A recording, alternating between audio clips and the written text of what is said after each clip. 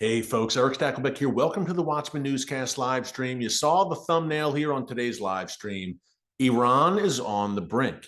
These protests, these mass demonstrations are not slowing down. In fact, they're spreading in cities and towns throughout Iran. Now, they really started in particular in Western Iran and around Tehran, the capital. But folks, again, they are spreading.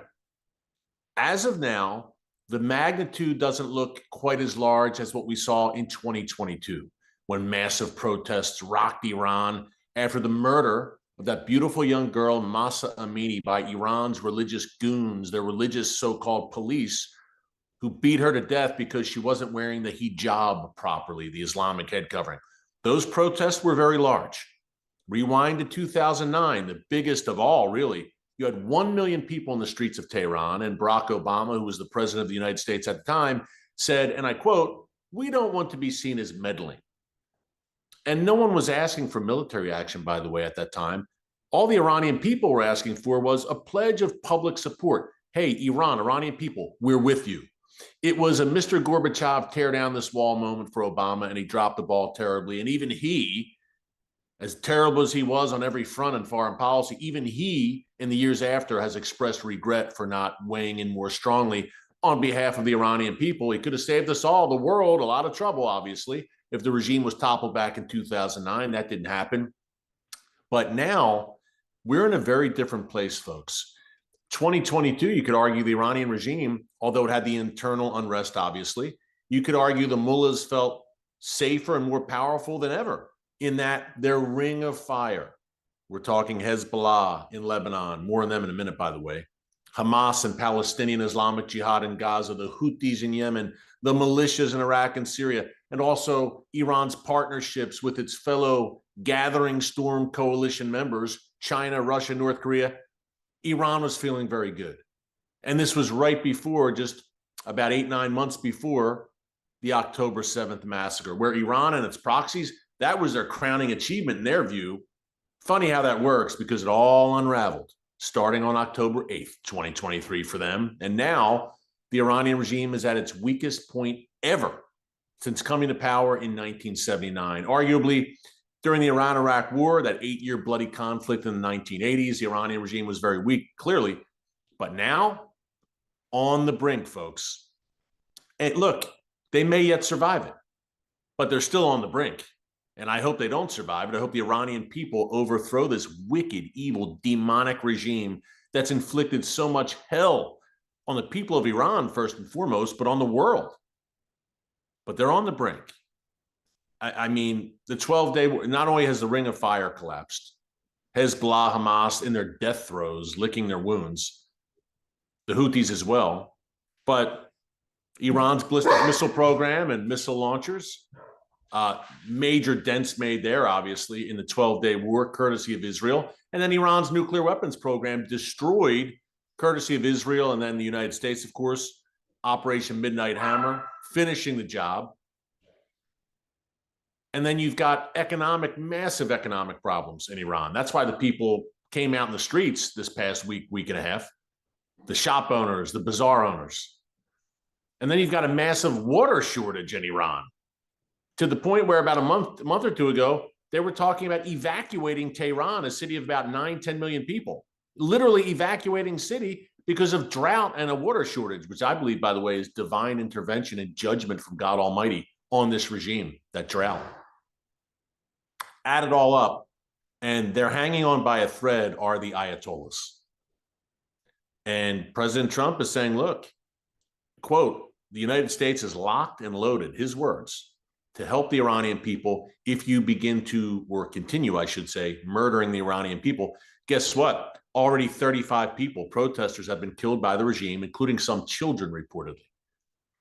So a moment of reckoning is here for this regime. Again, they seem to have 9 lives, and they may very well survive it. I pray that they don't, but they may. But if they survive it, look, every round of protests, the regime comes out a little weaker and a little weaker, in recent years at least, because they've been exposed as a paper tiger. Let's just say it. They no longer have a veneer of invincibility. I can say the word. They're no longer seen as a budding Shia superpower in the Middle East after what happened in June 2025. They were exposed for all the world to see during the 12-day war. They could not offer any resistance to the US B-2 bombers and the Israeli fighter jets that operated with impunity above the skies of Tehran. They had no air defenses because Israel destroyed them back in October 2024. Not only that, they could not come to the aid of their proxies, Hamas and Hezbollah, as they were being pummeled by Israel after October 7th. They were exposed as a lot of bluster. And by the way, they no longer have a nuclear weapons program. That's the main factor that changed the game completely. So the Iranian people are saying, what are we doing here? We don't have to live like this. They're weak, weaker than ever. Let's move now. Again, the regime may weather this storm. I hope they don't. But folks, make no mistake, they are on borrowed time. Everywhere they look, their proxies in shambles, their nuclear program destroyed, their ballistic missile and missile launchers in very bad shape. More on that in a minute, because a new war is probably coming because of those ballistic missiles and their attempts to rearm. Russia, tied up in Ukraine. Venezuela, a close ally of Iran, pivotal ally. Maduro's gone. China, kind of reeling from Maduro's exit, and the Trump effect changes everything here. If Biden was in office, it's a lot different world. We experienced that. But the Trump effect and the Trump doctrine have painted the Iranian regime in the corner, and Trump drawing ever closer to Israel. And this partnership with Benjamin Netanyahu, I've described them as two modern-day Churchills in a sea of Chamberlains. It's changed the game, and it's put Iran on the brink. And we need the Iranian people to push them over. We're going to break all this down. Could the United States, look, according to one U.S. Senator, President Trump could very well take Khamenei, the supreme leader, out if the madness continues of murdering protesters. And what is Iran saying? You saw the title of this live stream. What is Iran saying in response? Because the U.S. and Israel are vocally and publicly backing the protesters. And Netanyahu is as well now. What are Iranian leaders saying in response? We're going to break that down, two very important points. And I talked about a potential new war with Iran. What about a potential new northern war against Hezbollah, Israel facing off against Hezbollah? President Trump has apparently given the green light to both, to Netanyahu during that meeting at Mar-a-Lago last week. A lot to unpack, so let's dig into it. Before we do, hey, if you like what you're hearing, current events, breaking news, mainly from the Middle East, but we go around the horn, Venezuela, Europe, China, Russia, America, and beyond. Be sure to subscribe and click the notification bell so you get alerts every time a new video is posted. Help us also, as we kick the new year off, to reach 1.1 million subscribers. It's been a bit elusive the past month. Holiday times, things slow down. But we've set that goal for our team. We're about, I think, 2,600 away from 1.1 million subscribers. Just a goal we set, keeps us going, and it lets us know that we're having an impact and reaching the broadest possible audience. So be sure to subscribe. I think it's something like 70% of our regular viewers are not subscribed. Come on. So come on and join us as Watchmen and Women on the Wall for such a time as this. Subscribe, completely free. Also, we can't do what we do without some very great partners. The best of the best, Magen David Adom. You've heard me talking about them for a while now, especially since October 7th. Folks, they are Israel's emergency services system. They are Israel's first responders. We talk about Iranian missiles, Hamas rockets, October 7th, terror, all the rest. Magen David Adom first responders are the first ones on the ground responding to every single attack.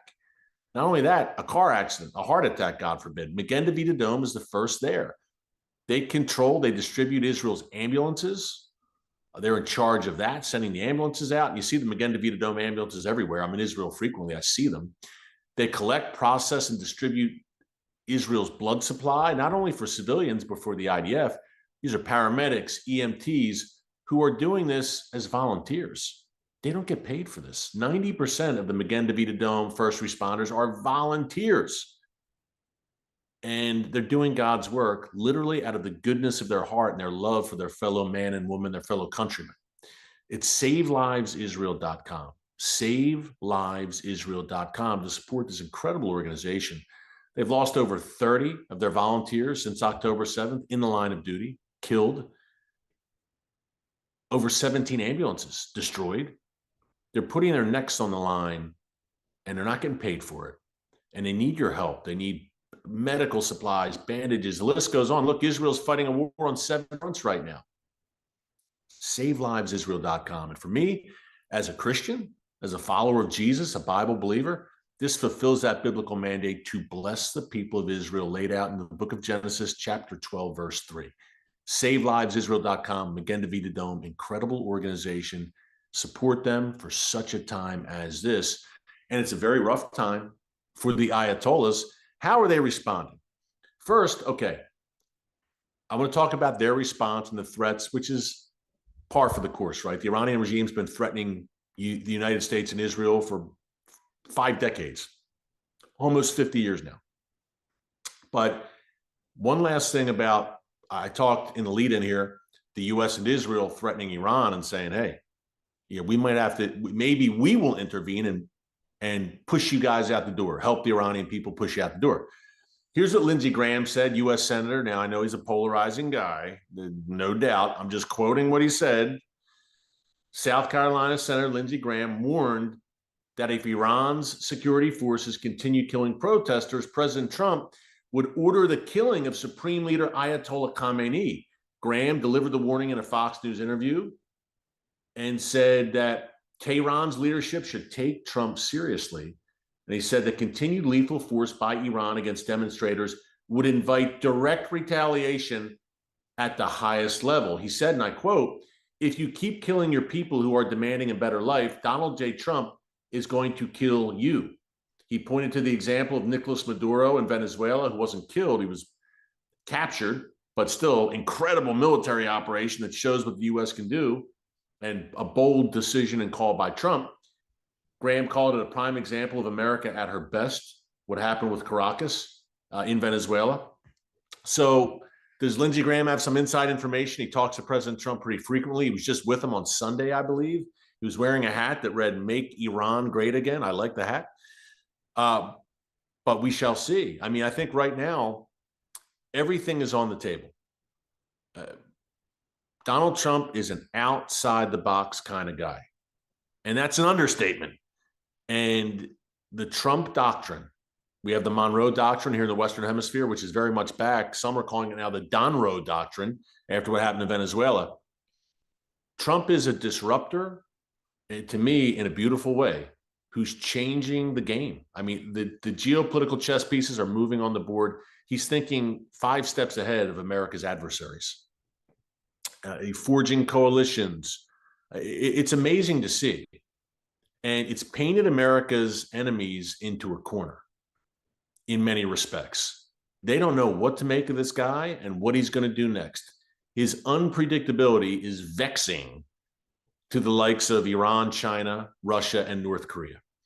And Iran right now is saying, wow, if he did that to Maduro and he took out Qasem Soleimani, our terror master back in 2020, and he took out our nuclear weapons program, Iran's saying maybe he would come and take us out, the Ayatollahs. And I think that's good that they're on their heels and they're second guessing and they're scared. That's a good thing when evil is on the run and second guessing itself and lacking in confidence. Lacking in confidence internally for sure. But here is what the Iranian regime is saying externally, I guess you could say. The bluster for international and domestic consumption, the threats, and here it is. Iran's military chief, just reading this straight off my phone from the Times of Israel. Iran's army chief, here's the headline, threatens a response to Trump and Netanyahu's hostile rhetoric. Iran's military chief warned today that Iran will not stand by and allow itself to be threatened by outside powers after the United States and Israel backed anti-government protest. General Amir Hatami said, quote, "The Islamic Republic of Iran considers the escalation of hostile rhetoric against the Iranian nation a threat and will not tolerate its continuation without responding." Now, he's the Iranian army. He's a commander of the Iranian army, but he's not Iran's most senior officer. Most of them were killed by Israel in the 12-day war, by the way. He said if the enemy makes a mistake, Iran's response would be much more robust than it was during the 12-day war back in June 2025. And if you recall, I reported live and extensively here during the war for all 12 days. If you recall, Iran inflicted some pretty heavy damage on Israel, on the homeland, no doubt. Look, Israel has incredible missile defense systems. You've got Iron Dome for shorter range missiles. You've got David Sling for medium range missiles. You've got the Arrow missile defense system for long range missiles. And now Israel has Iron Beam.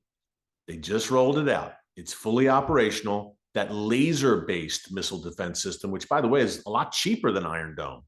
I mean, a lot cheaper. And it works. And it looks like something out of Star Wars, right? It's laser beams shooting down incoming projectiles.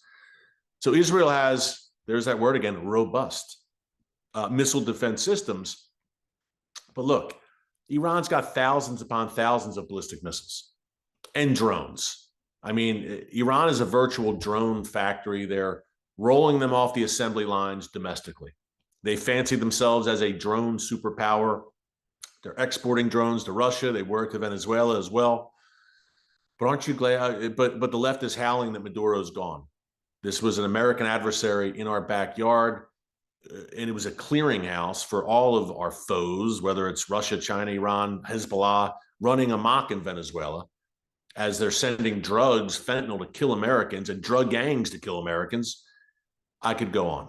But Iran has that missile capability. And you got to think if they're, God forbid, they would do this, but they may because they're demonic. If they're going out and they're going to be toppled, do they want to go out in a blaze of glory and fire a bunch of ballistic missiles at Israel? That's one thing he's probably threatening, or at U.S. assets in the region. We're talking U.S. shipping in the region, U.S. battleships in the Persian Gulf in the region, and of course, U.S. troops in Iraq and Syria.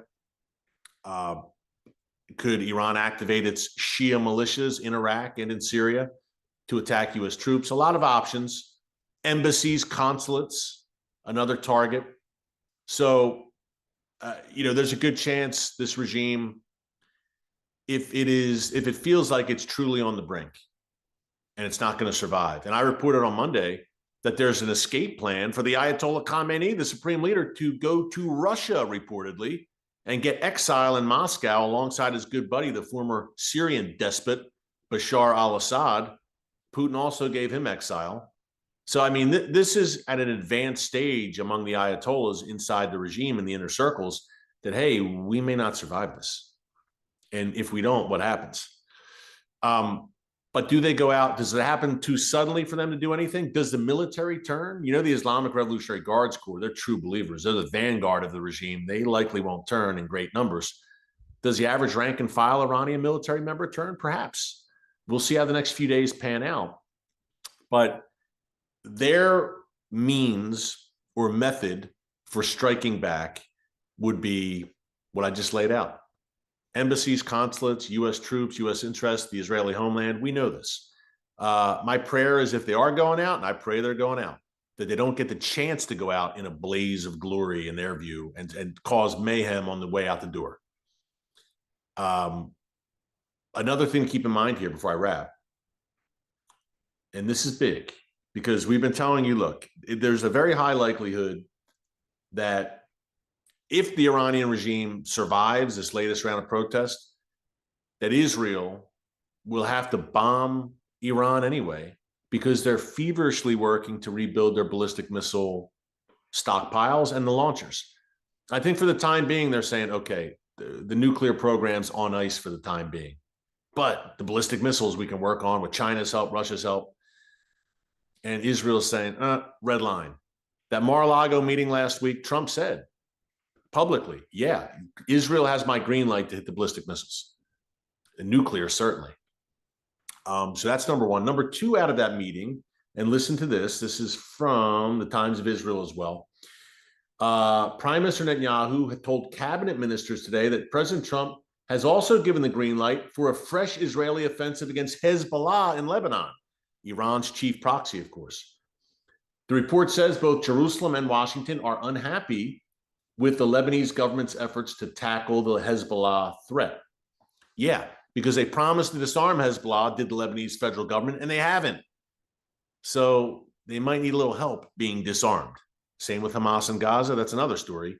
But it's entirely plausible that Israel, on two fronts, against Iran and against Hezbollah's efforts to rearm, is going to take action, and they will have, I think, an enthusiastic green light from the United States. Last thing here, you might say, why? Why would Iran and Hezbollah continue to do this? Are they nuts? No, because they've been smacked around. They're licking their wounds. They're in bad shape. Why not just lay low if you're them and knock it off? Folks, they can't, because they're demonic. And truly demonic evil is relentless. It's all they have. Hezbollah, the Iranian regime, Hamas, their sole rationale for being is to murder, maim, and cause chaos, to kill and destroy, like their father, the devil. So they're not going to stop. This is who they are. It's what they live for. If they stop doing it, what are they going to do? Then they all of a sudden have to focus on actually governing. This is who they are. They're demonic. Demonic, truly demonic, Nazi-like evil needs to be crushed decisively once and for all, or else it will continue to rear its head. Evil is relentless. It's obsessive. It's arrogant.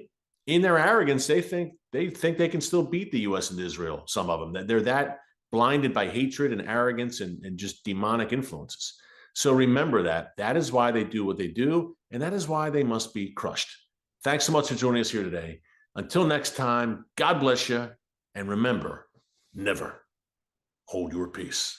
Hey everyone, thanks for checking out the Watchman Newscast. Make sure you hit the subscribe button so you never miss an upload, and tap the bell icon so you're notified every time a new video is posted. And don't forget to share your thoughts, insights, and comments below. Thanks for watching. We'll see you back here tomorrow.